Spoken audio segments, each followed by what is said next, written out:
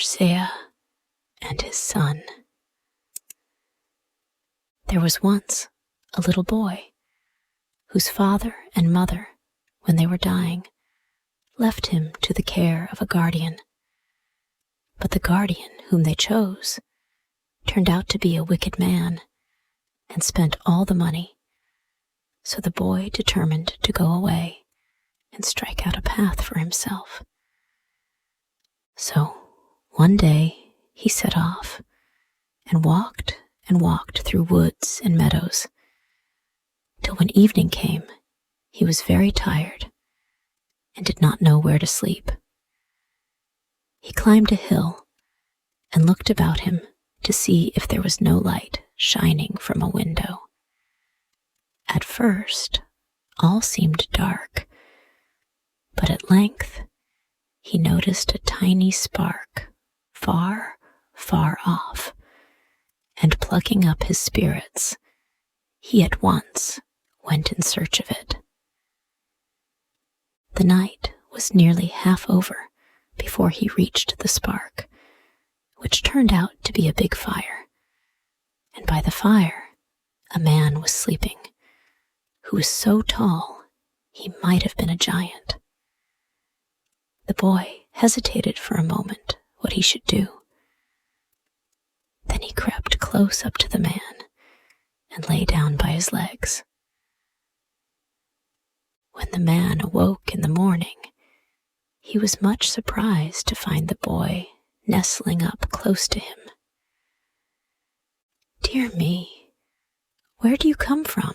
said he. "I am your son, born in the night," replied the boy. "If that is true," said the man, "you shall take care of my sheep, and I will give you food. But take care you never cross the border of my land, or you will repent it." Then he pointed out where the border of his land lay, and bade the boy begin his work at once. The young shepherd led his flock out to the richest meadows, and stayed with them till evening, when he brought them back, and helped the man to milk them. When this was done, they both sat down to supper, and while they were eating, the boy asked the big man, "What is your name, father?" "Mogarzea," answered he.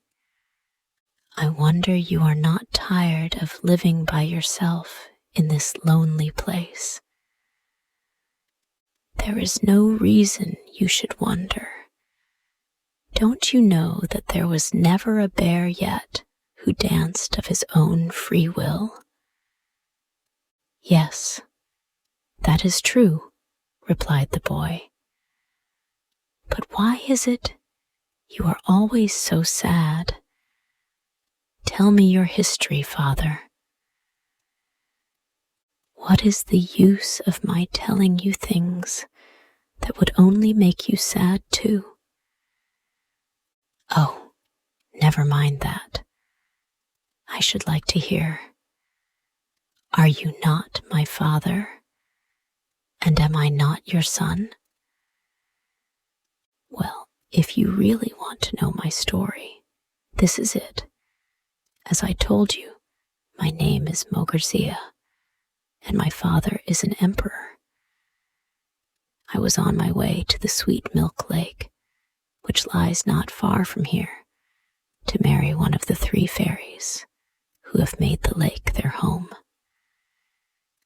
But on the road, 3 wicked elves fell on me and robbed me of my soul, so that ever since I have stayed in this spot, watching my sheep, without wishing for anything different, without having felt one moment's joy, or ever once being able to laugh. And the horrible elves are so ill-natured that if anyone sets one foot on their land, he is instantly punished, That is why I warn you to be careful, lest you should share my fate. All right, I will take great care. Do let me go, Father, said the boy, as they stretched themselves out to sleep. At sunrise, the boy got up and led his sheep out to feed, and for some reason, he did not feel tempted to cross into the grassy meadows belonging to the elves, but let his flock pick up what pasture they could on Mogorzea's dry ground. On the third day, he was sitting under the shadow of a tree, playing on his flute, and there was nobody in the world who could play a flute better, when one of his sheep strayed across the fence into the flowery fields of the elves, and another followed it. But the boy was so absorbed in his flute that he noticed nothing till half the flock were on the other side. He jumped up, still playing on his flute, and went after the sheep, meaning to drive them back to their own side of the border, when suddenly he saw before him 3 beautiful maidens who stopped in front of him and began to dance. The boy understood what he must do and played with all his might, but the maidens danced on till evening. Now let me go, he cried at last, for poor Mogorzea must be dying of hunger. I will come and play for you tomorrow. Well, you may go, they said, but remember that even if you break your promise, you will not escape us. So they both agreed that the next day he should come straight there with the sheep and play to them till the sun went down. This being settled, they each returned home. Mogorzea was surprised to find that his sheep gave so much more milk than usual, but as the boy declared, he had never crossed the border. The big man did not trouble his head further, and ate his supper heartily. With the earliest gleams of light, the boy was off with his sheep to the elfin meadow, and at the first notes of his flute, the maidens appeared before him, and danced, and danced, and danced, till evening came.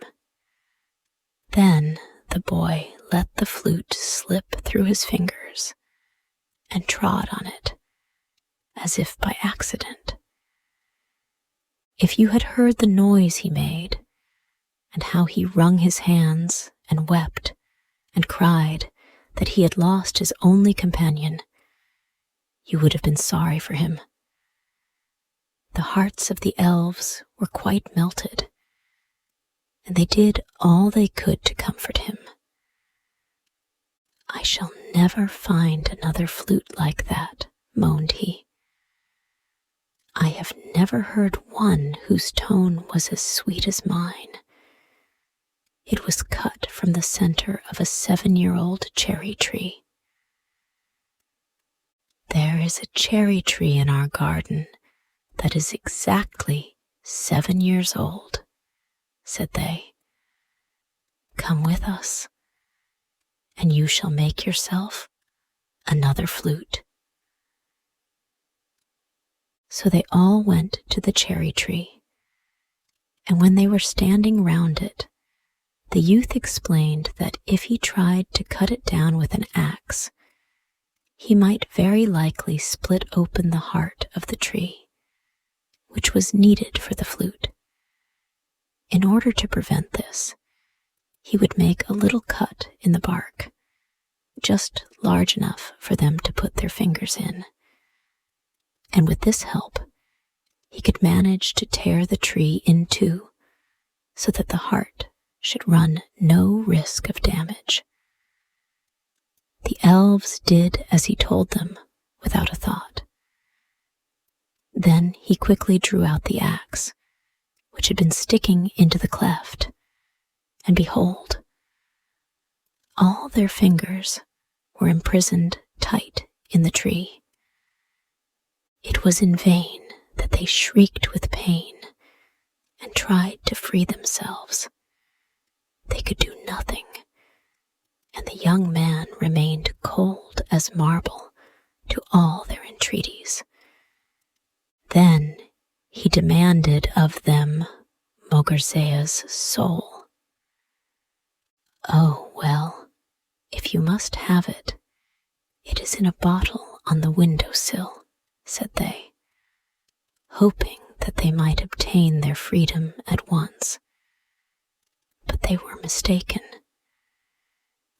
"You have made so many men suffer," answered he sternly, "that it is but just you should suffer yourselves.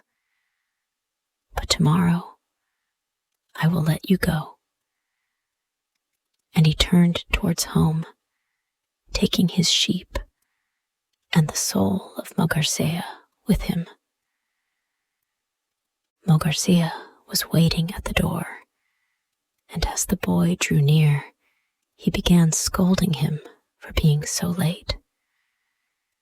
But at the first word of explanation, the man became beside himself with joy, and he sprang so high into the air that the false soul which the elves had given him flew out of his mouth, and his own, which had been shut tightly into the flask of water, took its place. When his excitement had somewhat calmed down, he cried to the boy, "Whether you are really my son matters nothing to me.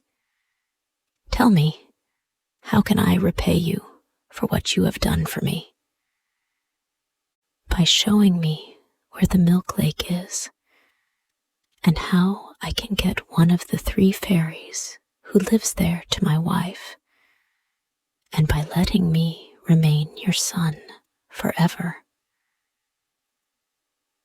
The night was passed by Mogurzea and his son in songs and feasting, for both were too happy to sleep, and when day dawned, they set out together to free the elves from the tree. When they reached the place of their imprisonment, Mogurzea took the cherry tree and all the elves with it on his back, and carried them off to his father's kingdom, where everyone rejoiced to see him home again. But all he did was to point to the boy who had saved him, and had followed him with his flock. For 3 days the boy stayed in the palace, receiving the thanks and praises of the whole court. Then he said to Mogurzea, "The time has come for me to go hence, but tell me, I pray you, how to find the sweet milk lake, and I will return, and will bring my wife back with me." Mogurzea tried in vain to make him stay, but finding it was useless, he told him all he knew, for he himself had never seen the lake. For 3 summer days the boy and his flute journeyed on, till one evening he reached the lake, which lay in the kingdom of a powerful fairy. The next morning had scarcely dawned when the youth went down to the shore and began to play on his flute, and the first notes had hardly sounded when he saw a beautiful fairy standing before him, with hair and robes that shone like gold. He gazed at her in wonder when suddenly she began to dance. Her movements were so graceful that he forgot to play, and as soon as the notes of his flute ceased, she vanished from his sight.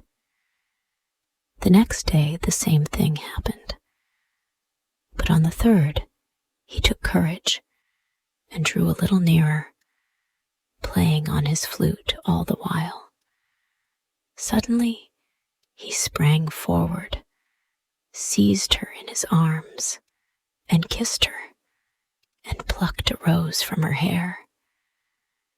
The fairy gave a cry and begged him to give her back her rose, but he would not. He only stuck the rose in his hat and turned a deaf ear to all her prayers.